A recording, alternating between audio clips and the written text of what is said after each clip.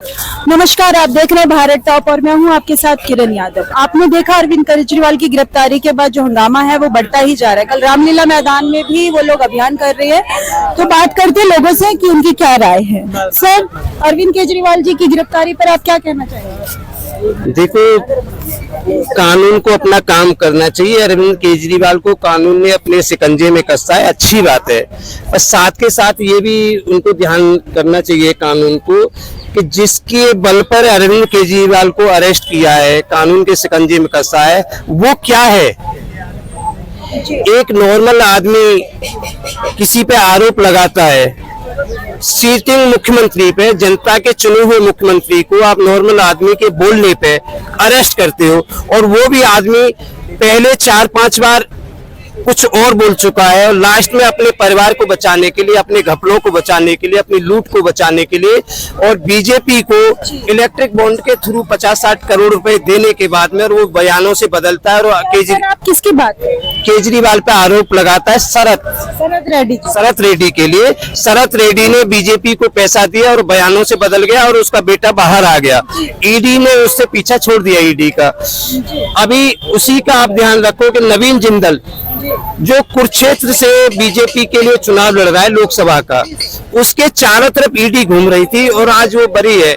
महाराष्ट्र में देखो, एक संवैधानिक पद पे बैठे हुए हमारे माननीय प्रधानमंत्री श्री नरेंद्र मोदी जी अजीत पवार के लिए भरी सभा में लाखों लोगों की भीड़ में, चूंकि मोदी जी की रैलियों में तो लाखों लोगों की भीड़ होती है, और पूरा मीडिया ये दिखाता था कि छगन भुजबल चक्की पीसम, वो अजीत पवार चक्की पीसम, और 48 घंटे के अंदर मुख्यमंत्री बनाया, उसे मुख्यमंत्री बनाया और वित्त मंत्रालय दिया गया है उसे। तो ये मोदी जी का एक ही नारा है कि भ्रष्टाचार करो, जोर से करो, बड़ा करो, पर मेरे साथ रह के करो। मेरी ईडी सीडी आपको कुछ नहीं बोलेगी, भ्रष्टाचार करो, मेरे साथ रह के करो। और केजरीवाल एक ऐसी ताकत बन के उभरा है दिल्ली के अंदर और देश के अंदर, जो मोदी जी के सामने नहीं झुकेगा।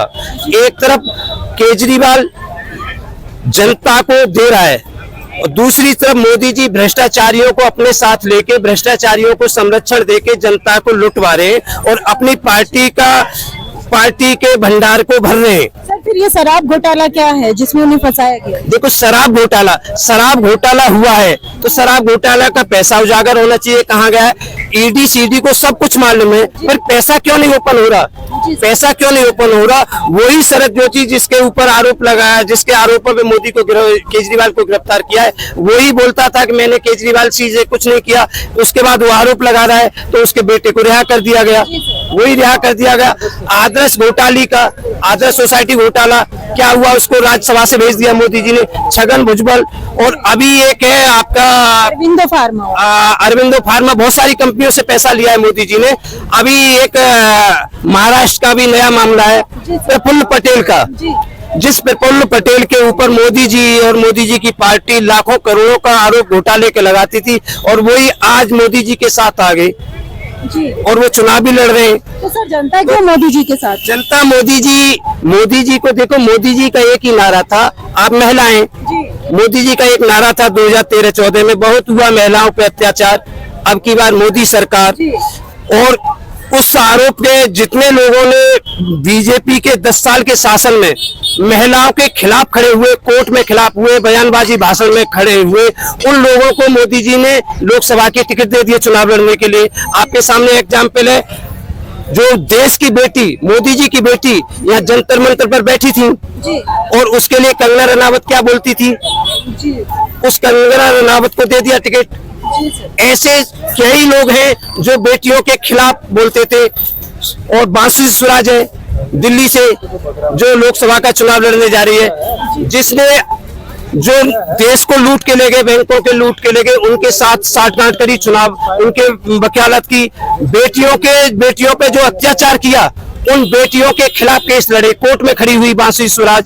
तो मोदी जी का एक ही सिद्धांत है, गलत काम करो, जितना ज्यादा से ज्यादा गलत काम करते हो, और जिसका गलत काम करने वाले का आप साथ देते हो, उसका बचाव करते हो, मेरे साथ रह के करो, अलग नहीं, मेरे साथ रह के करो। बांसुरी सुराज लड़ रही है ना लोकसभा का चुनाव, और कंगना रनावत चुनाव लड़ रही है ना, जो बेटियों के अभद्र टिप्पणी की थी उसने बेटियों के लिए, और कुछ ब्रजभूषण के लिए देखो, आप जो भी देखो वही है।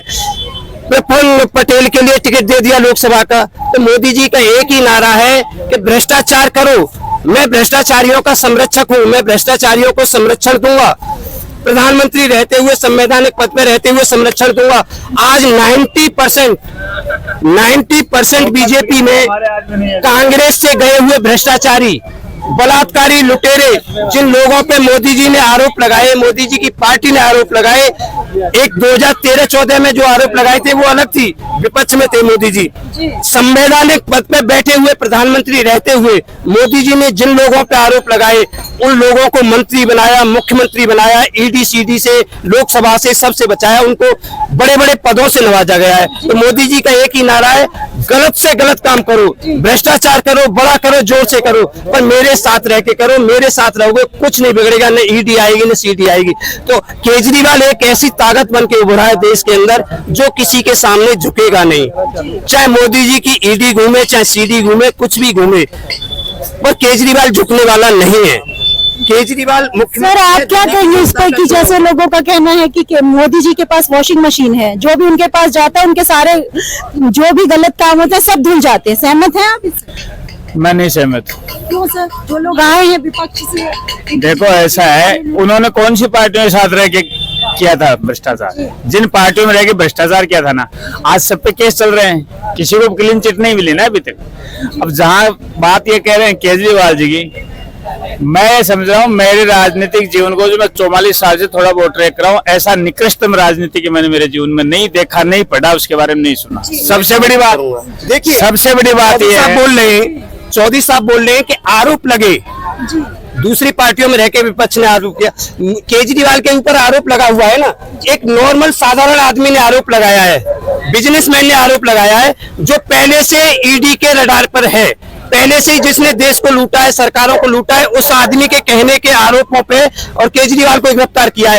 एक पूर्व राज्यपाल, संवैधानिक पद पर बैठे हुए राज्यपाल ने आरोप लगाया था, उस पर कोई कार्रवाई नहीं हुई। एक संवैधानिक पद पर बैठे हुए देश के प्रधानमंत्री, ईमानदार प्रधानमंत्री ने आरोप लगाए, उसे क्यों नहीं गिरफ्तार किया गया? केजरीवाल को गिरफ्तार करने में एक साधारण आदमी के आरोप पर केजरीवाल गिरफ्तार होता है, और एक प्रधानमंत्री के आरोपों पे क्यों नहीं गिरफ्तार हुए? सर इस पे क्या कहेंगे? मैं ये कह रहा हूँ, जो मैं चीज बता रहा हूँ ये है कि इनको केजरीवाल जी को 2006 में उभरते हुए नेता का वो मैग्सेसे पुरस्कार से उनको सम्मानित किया गया था। ऐसा कौन सा उन्होंने राजनीति में झंडे गाड़े थे उस वक्त? कोई आप जानते थे केजरीवाल को? यहाँ शिपी में आप पता लगा लो कि 2006 में केजरीवाल को कौन आदमी जानता था? उस समय जब अन्ना हजारे आंदोलन चल रहा था, तो जब आम आदमी पार्टी ने उसका फायदा उठाया, उस वक्त भाजपा ने क्यों नहीं उन चीजों को खत्म करने के लिए उसका फायदा उठाया? दिल्ली में क्यों नहीं आ गए? नहीं, ये प्लांटेड नेता, आप समझने, मैं जो कहना चाह रहा हूँ, ये विदेशी ताकतों के हाथों में खेलने वाला प्लांटेड नेता है। 2006 में इनको मतलब विदेशी ताकतों ने अपने हिसाब से, आज देखो कितने लोगों को गिरफ्तार किया, कितने कैबिनेट मिनिस्टर इनको गिरफ्तार हुए हैं, और भी नेता गिरफ्तार हुए हैं। किसी इंटरनेशनल मीडिया ने इसका मुद्दा उठाया नहीं, सिर्फ केजरीवाल जी का क्यों उठाया? इसलिए मैं कहता हूँ विदेशी ताकतों का प्लांटेड व्यक्ति है। अभी पन्नू ने कहा है कि मैंने 165 करोड़ रुपए 2012 से लेकर जब से इसकी पार्टी गठन हुआ है आज तक मैंने 164 करोड़ रुपए इसको दे दिए। किस बिना पे दे दिए? पन्नू कौन है? क्या देश का आतंकवादी नहीं है? क्या वो भारत का वांटेड नहीं है? अब कल को तो इसका दाऊद इब्राहिम कब निकलेगा? इसके इलेक्ट्रल बॉन्ड पे आपका क्या कहना है? इलेक्ट्रल बॉन्ड का मेरा ये कहना है कि सब पार्टियां हमेशा से ही पार्टियों को चंदा मिलता है उद्योगपतियों से। पहले क्या होता था, बोरियों में बक्सों में भर के कैश दे दिया जाता था, उसका कोई रिकॉर्ड नहीं होता था। कम से कम इन्होंने जो भी चंदा लिया है पारदर्शी तरीके से लिया, पब्लिक के डोमेन में तो है ना कि भाई सबसे ज्यादा चंदा बीजेपी को क्यों मिला? अब एक बात बताओ, जो 303 MP की पार्टी है, कोई भी उद्योगपति चंदा देता है उसके आगे की कैपेसिटी देख के कि कौन पार्टी की क्या कैपेसिटी है। जिसके पास 303 सांसद है उसको कोई ज्यादा चंदा नहीं दिया गया। एक TMC जिसके पास मात्र 22 सांसद हैं उसको भी 1000 समथिंग दिया गया है। BRS को दिया गया है, उनको किस बिना पे दिया? तो ये देखो, चंदा हमेशा से मिलता है और मिलता रहेगा, लेकिन इन्होंने इलेक्टोरल बॉन्ड लाके कम से कम ये पारदर्शिता करती कि किस पार्टी को कहां से कितना चंदा मिल रहा है। कम से कम पब्लिक डोमेन में पहले तो पता भी नहीं लगता था। आप ये बताओ, मैं किसी पार्टी को क्लीन चिट नहीं दे रहा, किसी भी पार्टी को, क्योंकि सब चोर हैं, पार्टियां सब नेता चोर हैं। यदि चोरी नहीं करेंगे तो आज एक सांसद को चुनाव लड़ने के लिए 15 से 30 करोड़ रुपए लगते हैं। कहां से आ रहा है वो पैसा? जबकि आप कुछ कहना चाहेंगे? जबकि निर्वाचन आयोग की गाइडलाइन सर ने आरोप लगाया कि केजरीवाल के बाहरी विदेशी ताकतों के साथ संबंध है।